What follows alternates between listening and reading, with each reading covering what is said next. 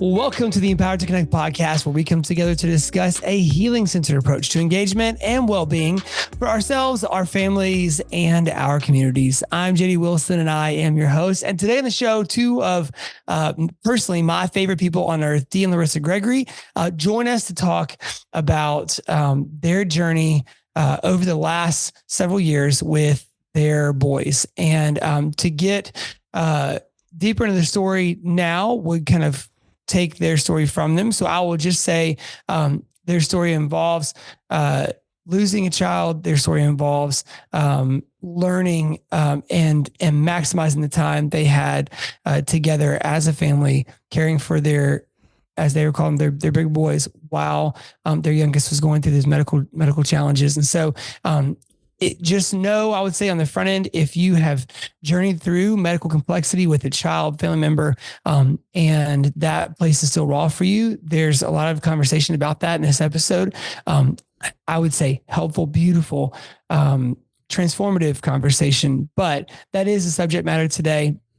We are talking more broadly about how to nurture elementary age kids. And the reason we asked Dee and Larissa to come on today was specifically because as close friends of theirs, as we've watched their journey with their youngest, and then how they have cared for and loved their older boys in these recent years, and watching them love them through a really complex, challenging journey together as a family. We wanted them to share some of the things that they've learned, some family practices they've put into place, and just some practical decisions that they made to maximize every single moment they had together. This is a powerful, powerful episode, one that you do not want to miss. And just in terms of the ideas of maximizing every moment, Dee and Larissa are the best. They really are. So Becca McKay, who also is a dear friend of the Gregory's, joins us as well. And so we just talk about their journey and what they've learned. It is great. You're going to love them. And so without any further ado, here they are now, Becca and Dee and Larissa Gregory and myself talking about their journey.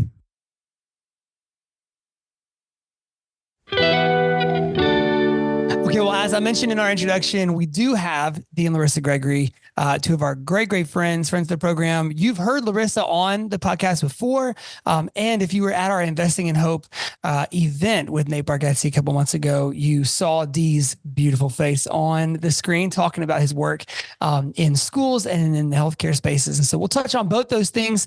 We've also got Becca McKay here with us. And so, guys, I think maybe the most helpful place for all of us to start is just Dee and Larissa. Would y'all, even though we've sort of been introduced to y'all in certain ways before, would you guys just kind of introduce yourselves and your family story, and then we'll just kind of pick up from there?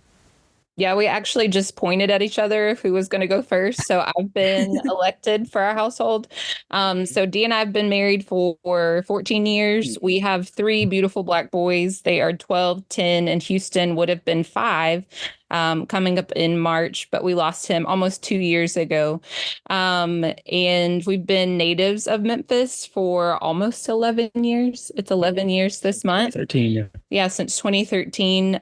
We both have been in youth serving spaces for the time that we've been here. Mine has been like from a behavior standpoint and school leader, and now in the nonprofit world.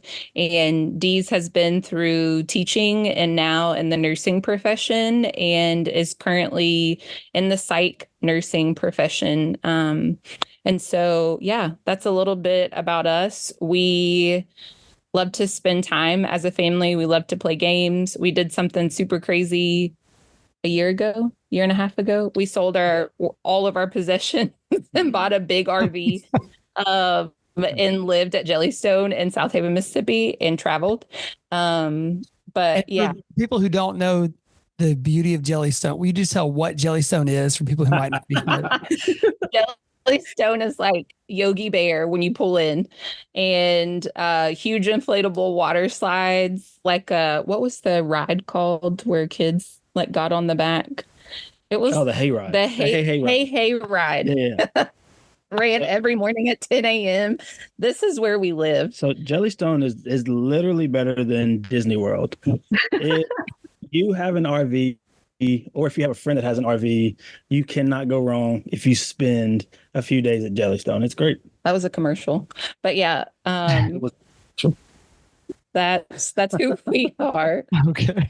So y'all are well versed in the art of family time right now because there has been so much of it this last year in close quarters and I mean, you guys, I don't think you mind me saying y'all have traveled the country in this thing on school breaks and stuff over the last year or so and just created some incredible memories. And so, full disclosure, Becca and I and the Gregorys have all known each other for a very long time, and we're all very close. And so we have just over time, when we were planning this series, we were talking about who can we find to talk about nurturing their elementary age kids. And Becca and I mean, immediately Becca said the Gregorys, and I was like, yes, done. We don't need any other options.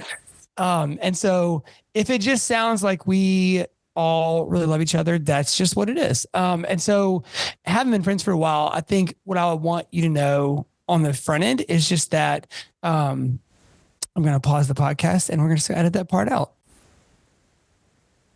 So we've known each other for a long time, professionally through work. And Becca, I don't know if you want to tell that story of that connection, and then we'll kind of jump into our conversation. Yeah, I just wanted to share JD, Larissa, and I all worked at the same elementary school about 10 years ago. Like when we're talking about when they moved to Memphis, we all kind of in this elementary school working in the office. And I was a graduate student at the time. And Dee and Larissa are not only incredible professionals, incredible parents, they're also just super generous and hospitable people. Yeah. And they invited me to live with them while I finished grad school. And so I got a front row seat to them parenting their boys when their boys were little, and just have stayed close to really love and respect the way that they celebrate the unique personalities in their house. So like JD said, when we were thinking about this episode, it was like, no question, got to be the Gregorys. I was not invited to live with the Gregorys, but that's probably more because we had 4 kids and it would have been portable at the time. Tight quarters, right? There's not an RV big enough for that situation.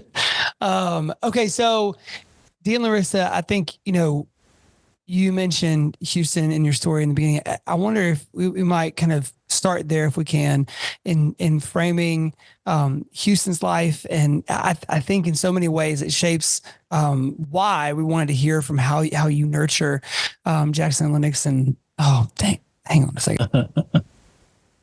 And so you guys obviously mentioned Houston in the introduction. And so I don't know if you would mind kind of sharing his story as a way to get kind of jumpstart this conversation. And we'll go from there.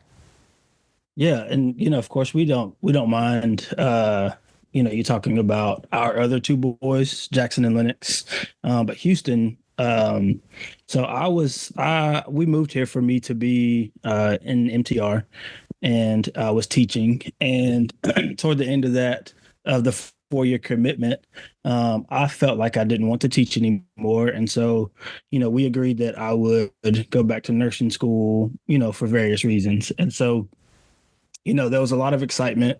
Once I started nursing school, Larissa found out she was pregnant. And so, there was a lot of excitement around the fact that like I would be graduating sometime around, Houston's birth. And we were really excited about that, because prior to that, we had some tough situations pop up here and there.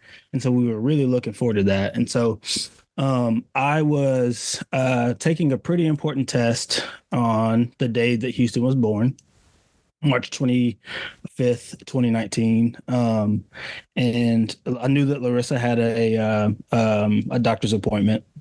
And, I think we both anticipated that it would be routine. I think when she was at work, she was working at Soulsville at the time. She didn't even take her belongings with her. I think you were thinking that you would just go. Yeah, I thought I was going right back to work. Yeah. And so, again, like I've been studying pretty hard for this test. I'm getting close to the end of nursing school. And so she calls me right before I'm about to take that test and says, hey, the doctor saw some things that's concerning, and she's saying that I need to go and, get further testing. And honestly, in my mind, I was like, well, she had been talking about, some back pain, some hip pain. I'm thinking that, maybe she's, going to be on bed rest. And so my mind is swimming with that.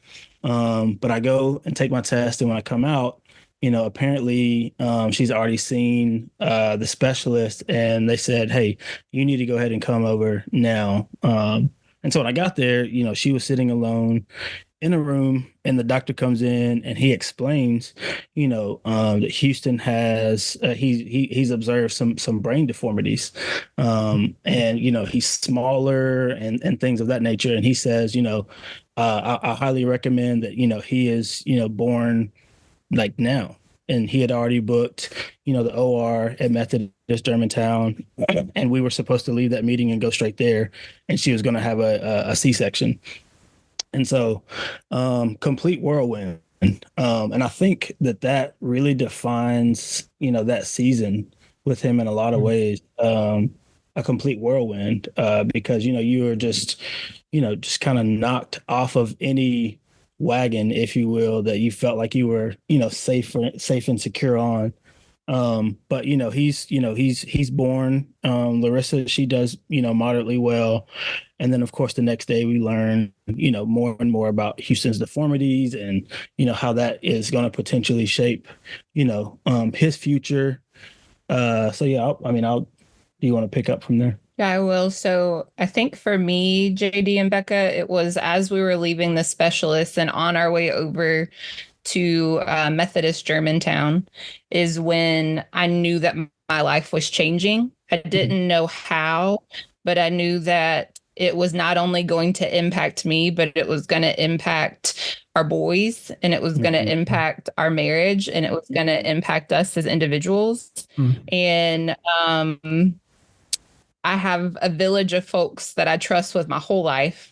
And I immediately called that village and I was like, somebody needs to get Jackson. He has this. Somebody needs to get Lennox. He has this. Like, he needs to go to soccer practice. As of right now, like, nothing is happening for, in their brains. Like, let's just see what this is going to be. Yeah. And I was terrified. We met Houston, and he was the tiniest thing I've ever seen in my life. He fit in our hand.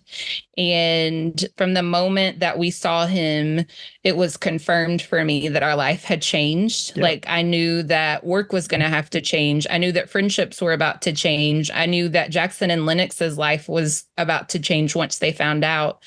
And we were honestly shocked that Houston made it past that day. But as we all know how this story unfortunately ends, like, we got 2.5-ish, almost 3 years with Houston, and the impact that he has had on how we live our life. Yeah. The impact that a nonverbal, beautiful little boy with a ton of medical fragility and complexities was able to have in the short time that he was here on other people as well. Like, it's truly mind-blowing. I mean, he was so ill. He was so sick. And through his illness, it made every moment matter. Yeah. Yeah. And it not only made every moment matter for his life, but it made every moment matter for the boys, because it was like keeping score, if you will, because we didn't know how long we had him, and we were determined to make intentional moments with our big boys, with their brother at all costs. And so, Becca, you're kind to say that you got a lion's eye into, our home when the boys were little. And I do think that we've been intentional, since they were born, the big boys.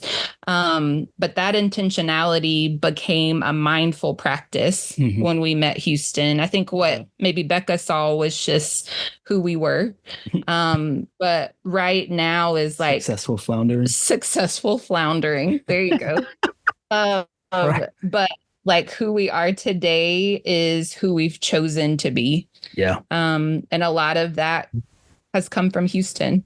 Yeah. Yeah. And I don't think that, for me anyway, I don't think that, the value of time and how we live life with the boys, I don't think that was solidified. So, a little bit more about Houston. About a year before he passed away, he was diagnosed with a pretty severe form of seizures.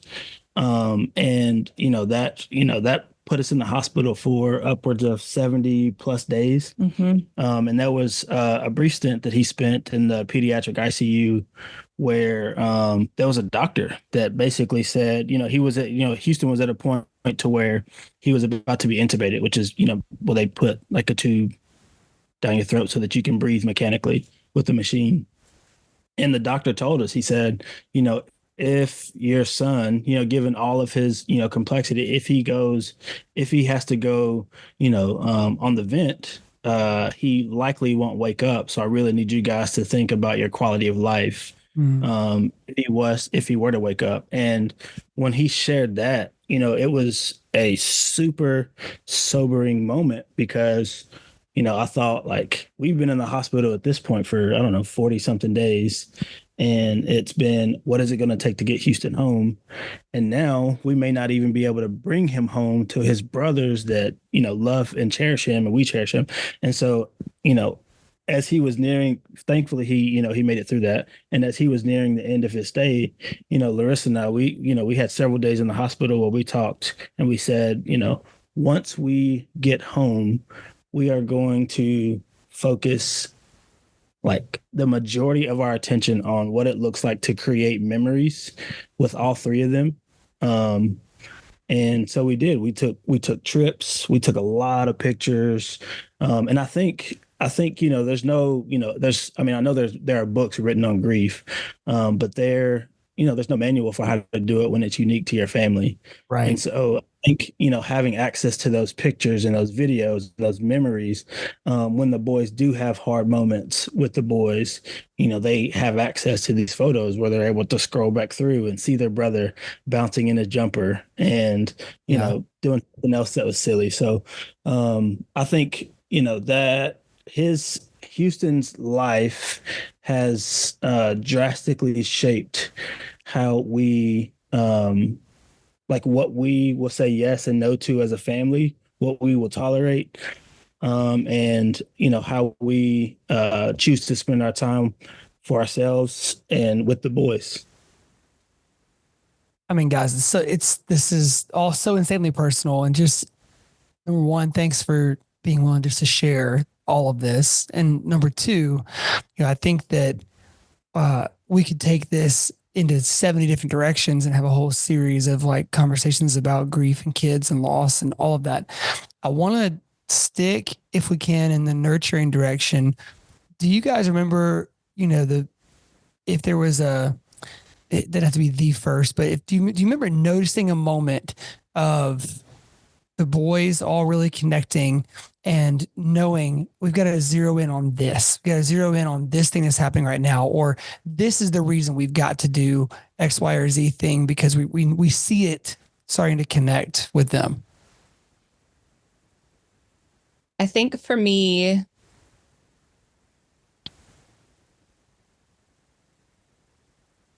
that moment is when I saw the big boys accept that their brother was sick. And when Jackson and Lennox were able to put together that their brother was sick and that time was a gift, which is something that we watched happen. Yeah. Shortly after that, JD, like, we had matching pajamas every Saturday. Like, everything was a big deal. Like, breakfast was a big deal. Dinners were a big deal. Playing games together. Dance parties were a big deal. Jackson has often been interested in trains and in the NFL and in basketball. It's changed over time, but letting him share with the entire family, his latest report on being a train conductor, or his latest report on, his predictions for the NFL draft, or whatever it was. We involved Houston in that. We involved both of the boys, and things like that are non-negotiable in our house. We're all going to be right here, and we're all going to listen and share in each other's passions. The same with Lennox. The kid is insanely creative. way out the box athletic. And so like it's a non-negotiable that we go to his games as a family, and not from a place of like you have to do this, but like as a place of we get to support each other. Like we have the gift of time to be able to invest in each other's interest. So I would say that's when it happened for me. Like when I saw that the boys accepted that Houston was sick, and then everything became a big deal in the most beautiful ways. Yeah. Yeah, I agree with that. Yeah. I was going to ask if you had a specific one too. That's what I would say as well. I think something that really, a lot of people can talk about, you know, supporting your kids' unique interests. I just think I saw you guys do that so well. And when I say your kids, I mean all three of your beautiful boys. Like, you figured out the things that made them full of joy, and you just went all in on those things. And so I just think, you know, I'm not a parent yet, but I feel like every parent wants to do their best. And it's easy to say, yeah, you know, support your kids' interests. I don't know, Dee and Larissa. I just don't know that I've seen very many people do it as well as y'all have done it. And you mentioned, Larissa, like interests change over time, and what lights them up changes over time. But I just want to like, I don't know. I mean, just thanks for letting me see your family and the beautiful ways that you've loved your boys and supported them. And also, I think you're really highlighting what it means to be super present.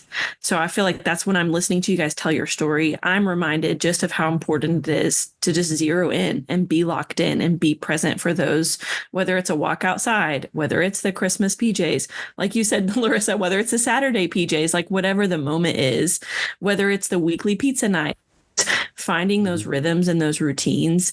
I wonder if you could talk to yourselves before Houston. What advice would you give yourself as like a young parent looking ahead? I wonder if there's anything you would share with parents who maybe are in that season. Like, what advice would you give them on how to do that, how to be mindful and present? I think the primary thing is like learning the value of like sitting with yourself first, and becoming self-aware about your own emotions and your own tics and, you know, things like that. Because it's, you know, I think it's pretty challenging to give anything, well, most things to someone else that you haven't really sat with yourself.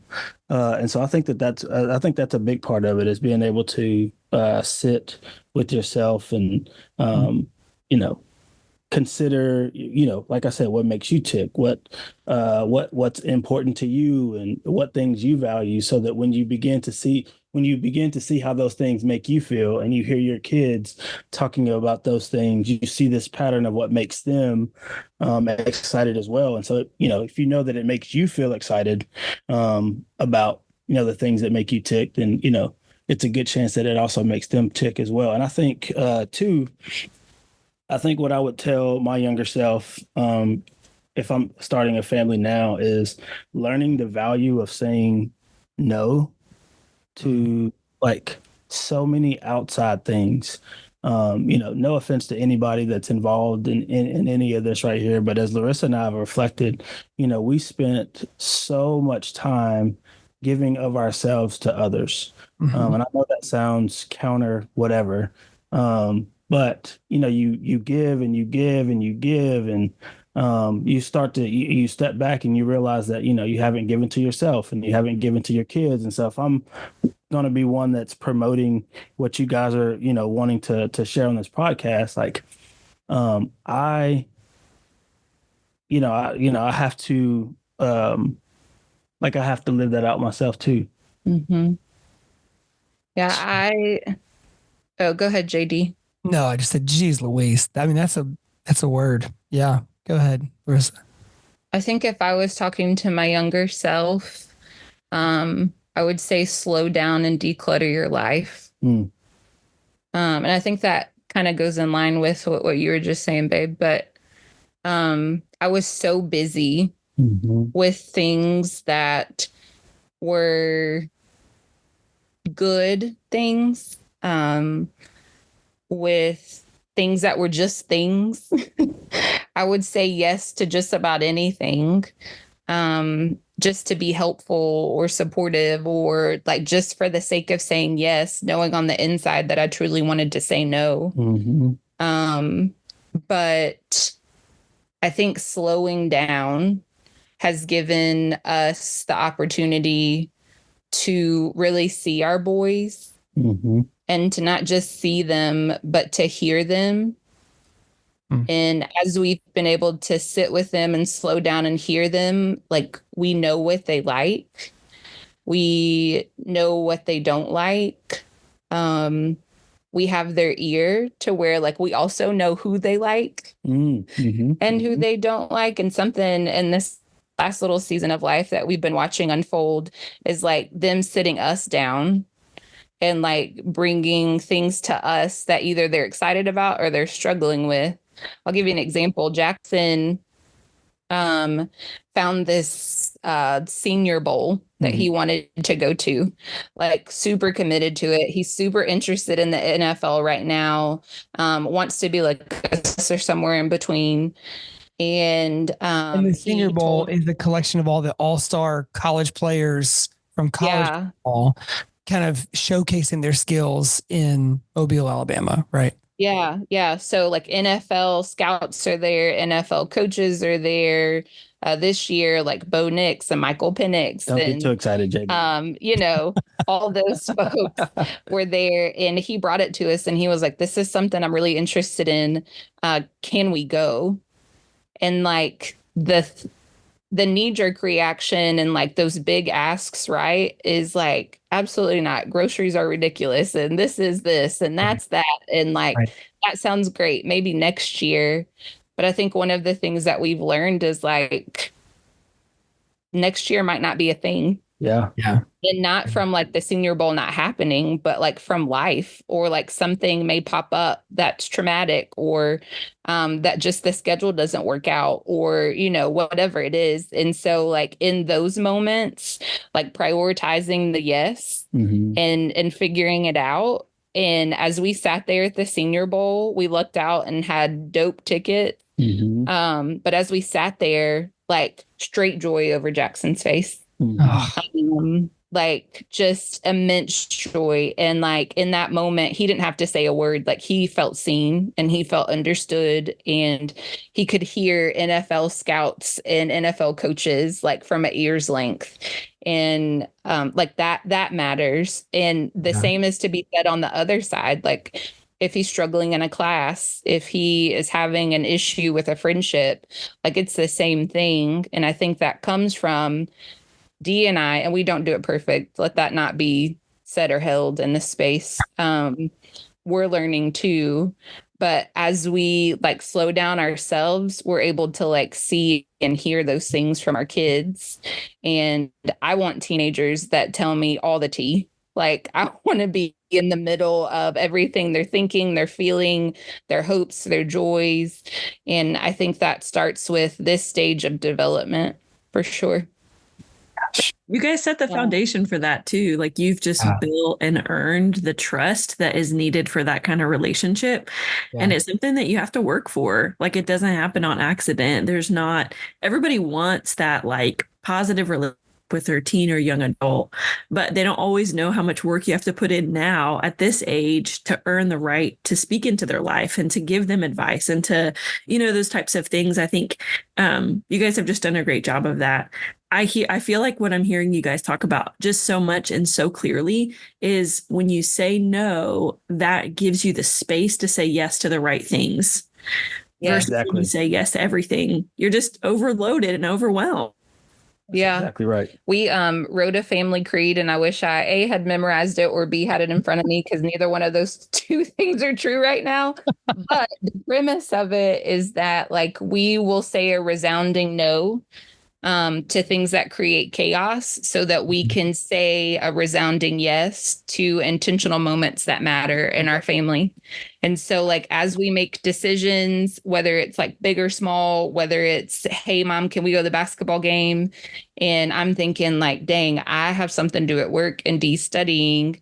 No, the answer is yes. And I will figure that out on the back end because this moment like matters. And me saying yes or us saying a resounding yes matters. And so that's what we've been bumping up against recently. And that comes from Houston, and that comes from our time in the RV. Selling everything and having 375 square feet for 4-ish people and a huge dog that just doesn't know how to mind her business. Like, She doesn't. there's nothing better that will help you than to see what you really need. If anybody wants her, they can have her. Oh my gosh, she's always trying to give our dog away. She's great. She's okay. I have a couple questions, but one is, who taught you guys that? Where did you guys feel like you picked that up from along the way? And if it was kind of something that you both sort of brought collectively in the moment with Houston, were there people or things that you were watching or listening to or reading or seeing that were bringing you kind of those wisdom nuggets, like when you needed them? A great question.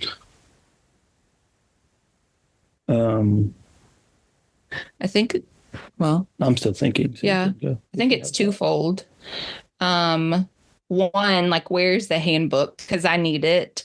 Like, you leave the hospital with them, or, when they come into your life, there is no rule book. And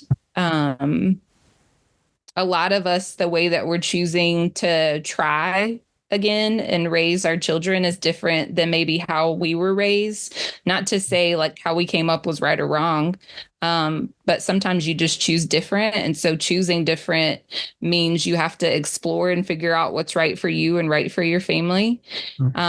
And we knew early on that being intentional like this mattered to us, but we didn't know how much it meant to us until we had Houston and until ultimately we lost Houston. So I think that's my first thought. My second is wisdom. And someone that I look to for wisdom is Jackie Rowe Fields. Watching the interactions between her and her 5 grown children and knowing bits and pieces of her story and the intentional ways that she created moments for her children. That has really spoken to me over the years, because things aren't just going to happen because they happen. Like, you have to create moments for your kids. We create moments for our kids, like the Senior Bowl. Like, we create spaces for them to sit down and say whatever's on their heart. We create space for conflict. Like, we create space for pizza night every Wednesday and tacos every Tuesday. That may have more to do with my cooking than anything, but like, we create like those spaces of predictability and consistency. And I saw that in Jackie Rowe as I heard her reflect on their childhood. And that's something that I've wanted to emulate too. I would say that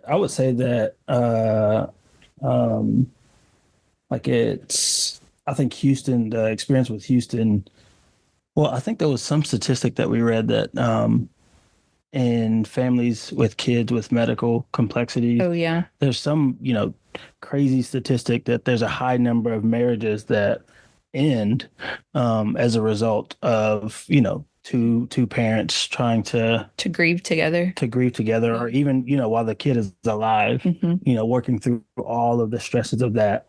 And I think, I think Larissa is really smart, and I think she has a lot of experiences with being very strategic and taking big dreamers ideas and really nailing it down. And so I would say that I've learned a lot from her through our time of reflection. I knew that I didn't want this to be something that would like separate our family, if you will. And so we like the two of us, we've also tried to be intentional with, how we spend our time in the mornings and in the evenings and going on dates and, listening to each other dream and supporting each other. But then also like taking time to reflect on, our parenting. And I think that, there's a little bit that I've learned from her, and I think there's a lot that she's learned from me.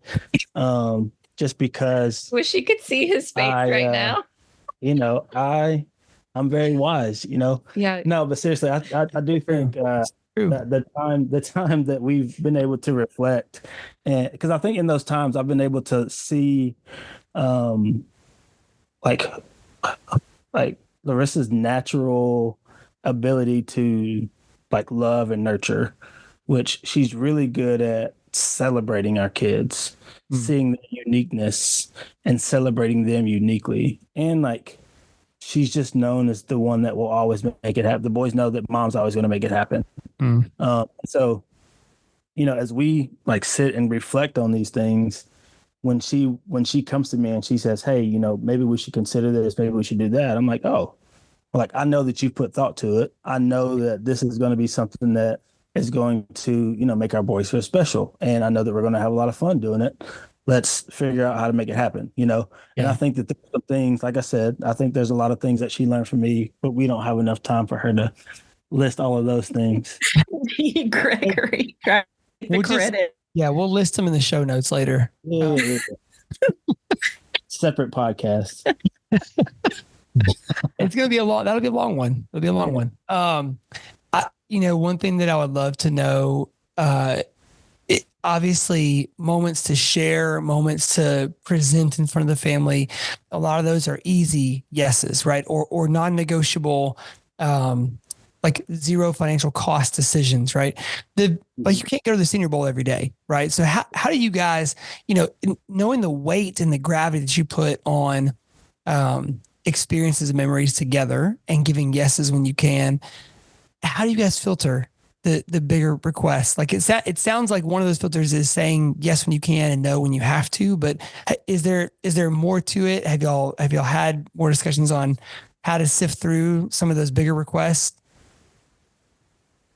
Yeah, I'll share this. Yesterday, as we were driving back from the Senior Bowl, we were passing a fast food restaurant, and Lennox was like, "Oh, it would be great to stop there, but I understand that we should probably say no so that we can do something like the Senior Bowl again." And like that's exactly it. If you listen to that boy, he will teach you a thing or two. Yeah. And that's it. Like we pass up on things that we could say yes to, but that we choose to say no to so that we can say yes to Senior Bowls. Or it doesn't even have to be a Senior Bowl. It can be, something else that the boys really have been looking forward to, or like really have taken an interest in, and we're able to support their interests in a different way.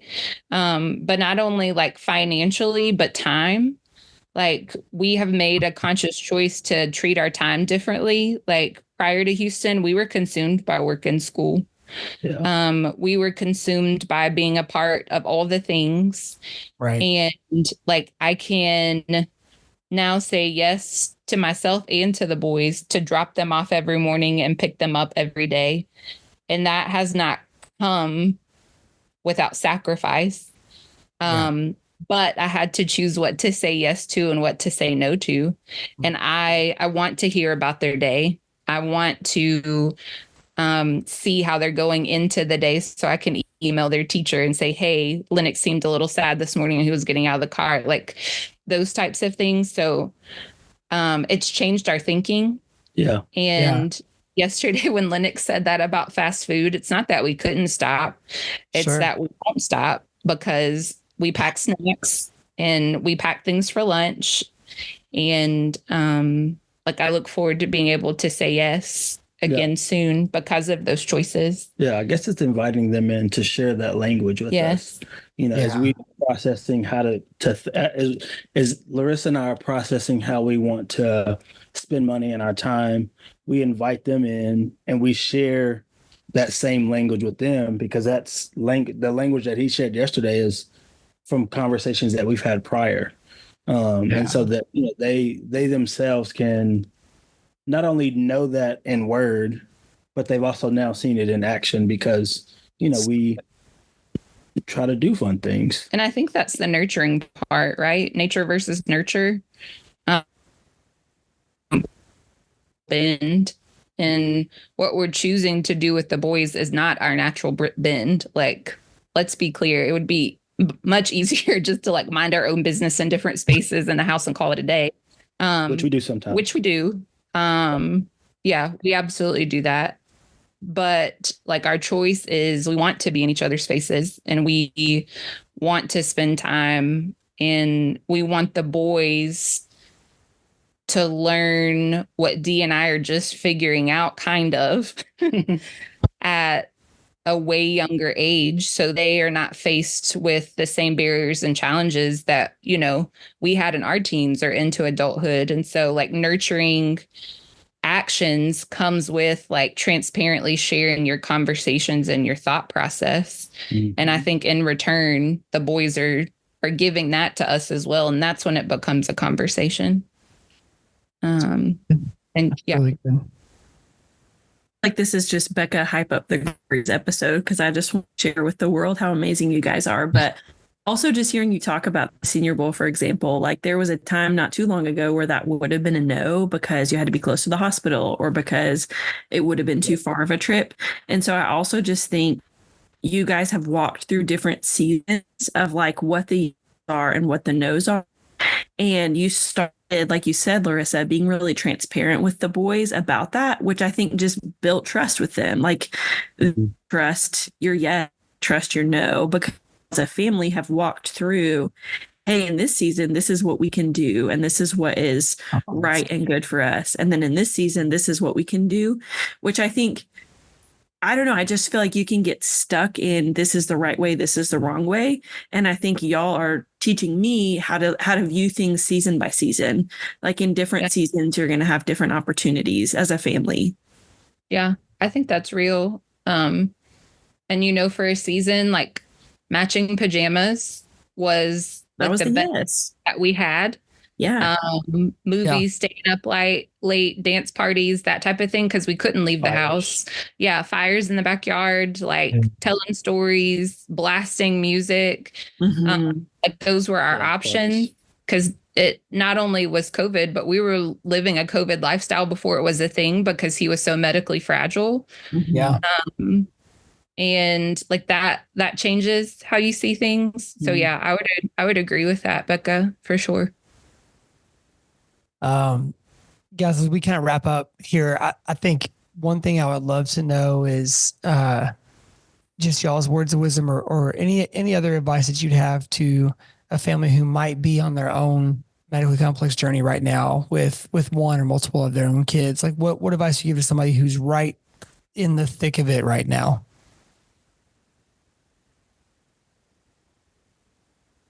I would say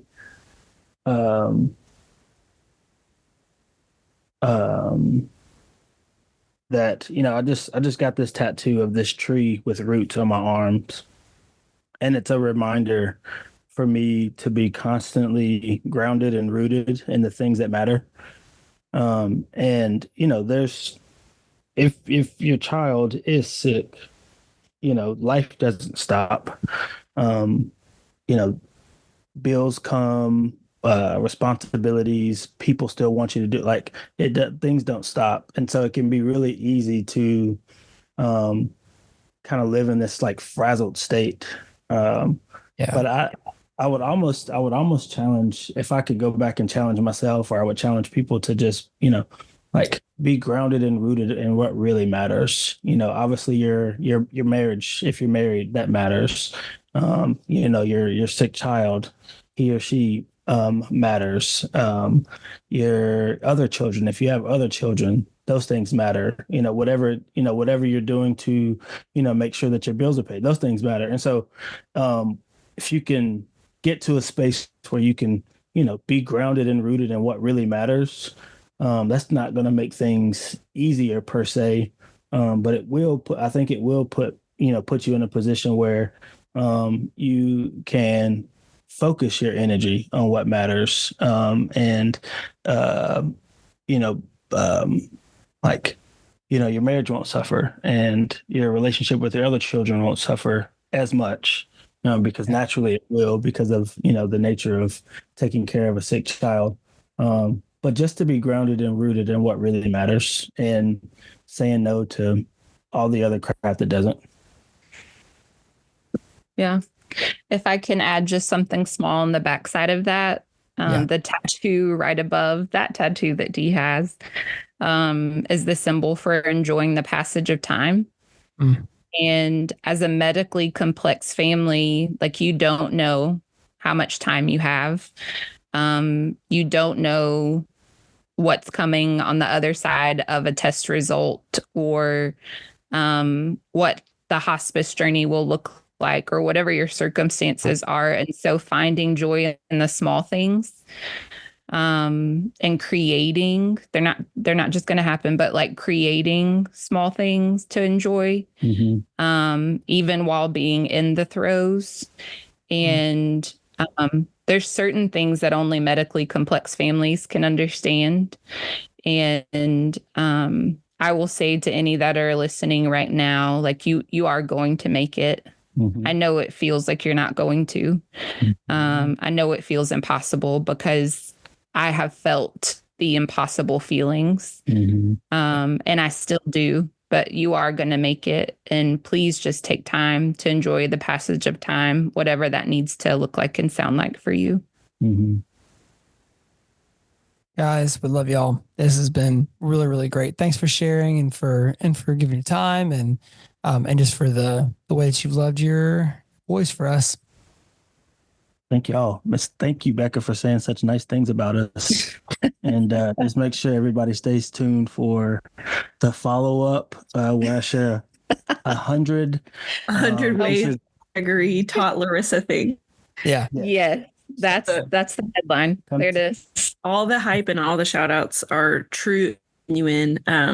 It's just been a privilege to see the way that you have navigated just really, really tough circumstances together. And so just thanks for being willing to hop on and share with us. It's not easy to always talk about. So thanks for sharing and just being open about that experience that you guys had. Yeah, for sure. Yeah, it's the first time we've shared. So thank you. Well, we're honored, really. Just, I don't know what to say in closing that. Just a huge thank you to the Gregorys for their vulnerability, for their willingness to share what was an incredibly intense and special and challenging season of their life, and just really grateful for them being willing to share about Houston and his life and the lessons that they've learned and the impact that he's made during his short time here. And so just love them, thankful for them, and hope that made an impact on you as well. That's all we got for today. For everybody here at Empowered to Connect, for Kyle Wright, who edits and engineers all of our audio, for Tad Jewett, the creator of the music behind the Empowered to Connect podcast, I'm JD Wilson, and we'll see you next week on the Empowered to Connect podcast.